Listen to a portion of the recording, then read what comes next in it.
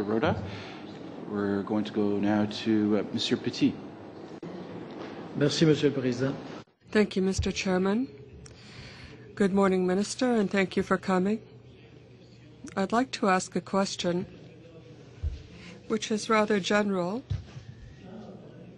but in my province, I come from Quebec, and you've seen this survey, we are the most reticent to answer this census under threat of fine or jail.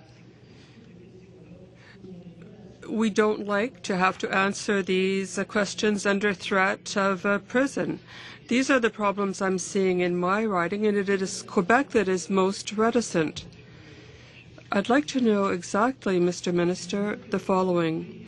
The media have been talking a lot about the government's decision to transform certain mandatory questions into voluntary questions, and that people not be forced under threat of jail to divulge certain private information. I'd like to applaud you for having the courage to protect privacy. For 30 years, this is the first government to protect privacy. Can you tell Canadians why the government took this decision, and tell us how you got to this decision through surveys that Quebec does not like this mandatory census? Well, thank you. I would say that the short form census is mandatory.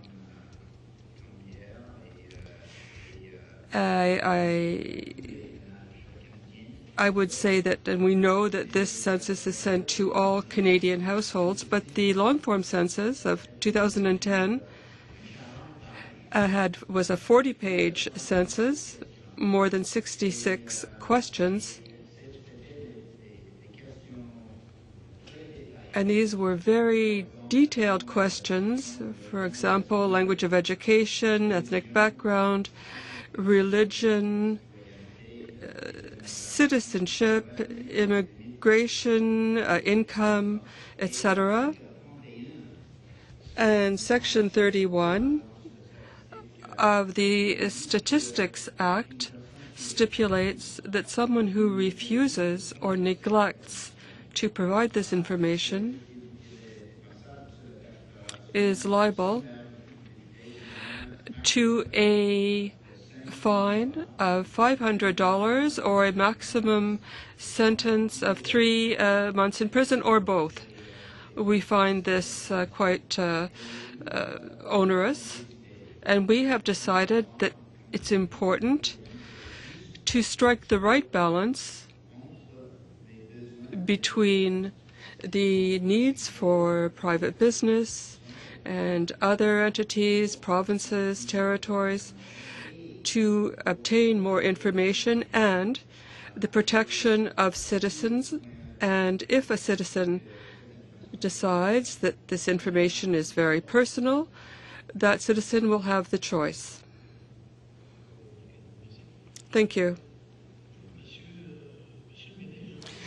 Minister, I'd also like to know the following. When it comes to striking a balance, you talk about the short form and the long form censuses, and you say that people will no longer be forced to answer under threat of fine or jail. No, I think that the people across the way don't want to send the real criminals to jail, and what they want to do is criminalize honest people. What they want is prison and fines if someone does not answer. So what they're doing is putting an honest citizen, making that honest citizen liable to greater sanctions than certain criminals. Can you tell me how you're striking a balance between the short and long census? Well, you're right. We're seeking a solution that would strike the right balance, a fair balance, and this is why I asked StatsCan if there had been any ideas about changing the questionnaire, the long-form census. if there might be solutions to ensure that we would have usable information and at the same time protect citizens. Thank you, Minister.